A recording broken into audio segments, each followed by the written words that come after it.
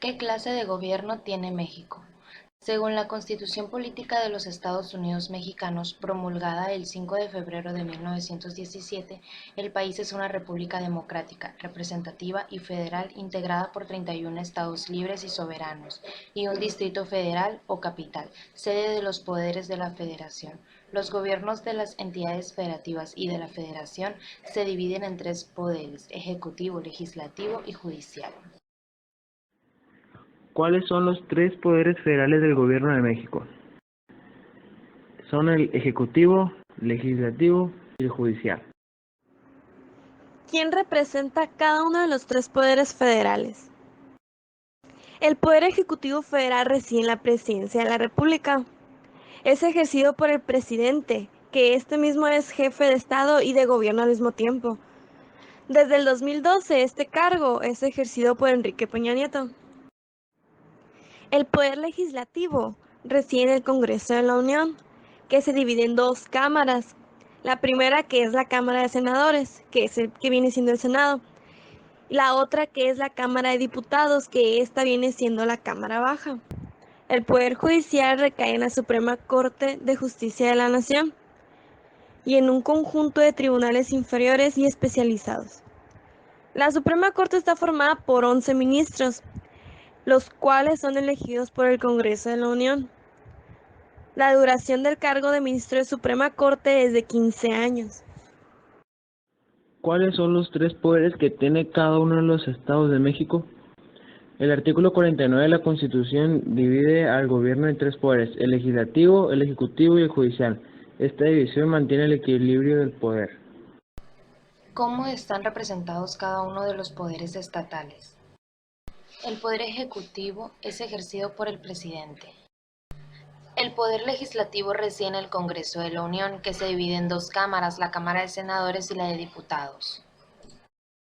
El poder judicial recae en la Suprema Corte de Justicia de la Nación y en un conjunto de tribunales inferiores y especializados. En forma breve explique cuáles son las responsabilidades que tiene cada uno de los poderes federales y estatales. El Poder Ejecutivo tiene la función primordial de garantizar el cumplimiento de los derechos y deberes de todos los mexicanos. El Poder Legislativo es promulgar y modificar las leyes, reformar la Constitución, ejercer control político sobre las acciones del gobierno y elegir altos funcionarios pertenecientes a la rama judicial, los organismos de control y la organización electoral. Él es el encargado de hacer y reformar las leyes. El Poder Judicial es el encargado de administrar justicia. ¿Cuáles son las secretarías que ayudan a desarrollar su trabajo del Poder Ejecutivo Federal?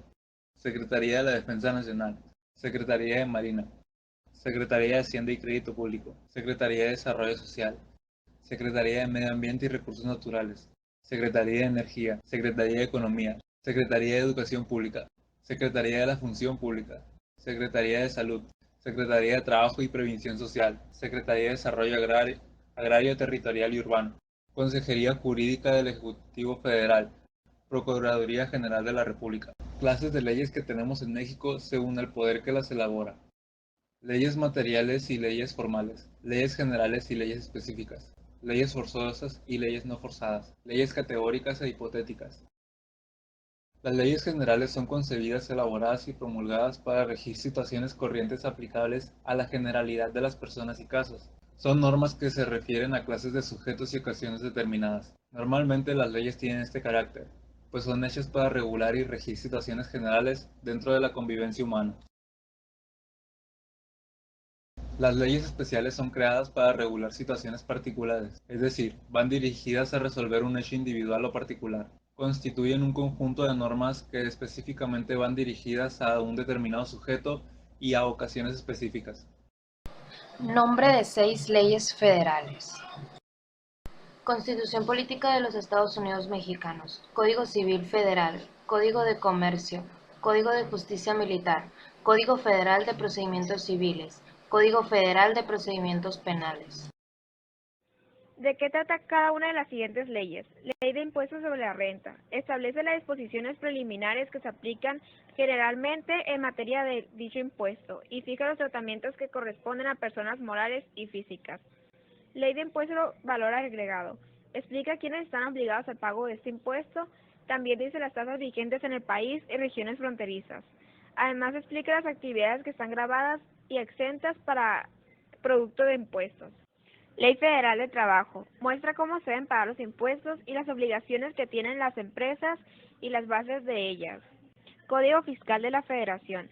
Determina las contribuciones y obligaciones que deben cumplir con los impuestos federales. Fija procedimientos para obtener los ingresos fiscales del gobierno, la forma de ejecución de las resoluciones fiscales, recursos administrativos, entre otras cosas. ¿Qué fundamenta el artículo 31 de la Constitución Política Mexicana, fracción 4? Fundamenta que es obligación del ciudadano contribuir para los gastos, así de la Federación como del Distrito Federal o del Estado y municipio en el que ellos residan, de la manera proporcional e equitativa que dispongan las leyes. ¿Qué ley especifica que tanto las personas físicas como las empresas deben pagar el impuesto sobre la renta y en qué artículo? La ley del impuesto sobre la renta en el artículo 1 ahí lo señala. ¿Cuáles son las personas morales que señala la ley de impuestos sobre renta en el artículo 8? Se habla en ella de las sociedades mercantiles, organismos que hagan actividades empresariales, instituciones de crédito, sociedades y asociaciones civiles, cuando en ella se hagan actividades empresariales en México. Escribe los nombres de elementos que integran la declaración anual de las personas morales según la fracción 6 del artículo 86 del ISR.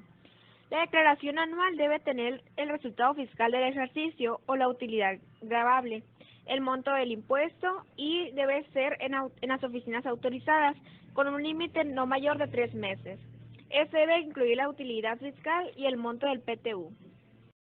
¿Cuáles son los documentos básicos contables que se deben de conocer de una persona moral? El representante legal deberá contar con el certificado de firma electrónica avanzada. Formato firma electrónica. Solicitud de certificado de firma electrónica avanzada, lleno e impreso por ambos lados en una sola hoja y firmado con tinta azul. ¿Qué grava el impuesto sobre la renta en las personas físicas y en las personas morales? Esto grava los ingresos percibidos por las personas físicas y las personas morales que sean residentes en México y también las residentes en el extranjero, pero siempre y cuando la fuente de riqueza de los ingresos mencionados se encuentre en territorio nacional. Es Secretaría de Estado, que depende del Poder Ejecutivo Federal, se encarga de vigilar que los causantes sean PF o PM cumplan con sus obligaciones fiscales. Secretaría de Relaciones Exteriores, Secretaría de Hacienda y Crédito Público, Secretaría de Trabajo y Previsión Social. Impuestos que debe pagar una persona moral. IETU, Impuesto Empresarial a Tasa Única. Este es un impuesto que aplica y grava a todas las personas físicas y morales residentes en territorio nacional. Grava las siguientes actividades: enajenación de bienes, prestación de servicios independientes, otorgamiento del uso o goce temporal de bienes, es decir, rentas. Este impuesto tiene una tasa del 17.5%. Otro sería el IEPS, Impuesto Especial sobre Producción y Servicios. Es un impuesto que se paga por la producción y venta o importación de gasolinas, alcoholes, cervezas y tabaco. Y su efecto es el mismo que el IVA. Los contribuyentes pueden trasladar este impuesto.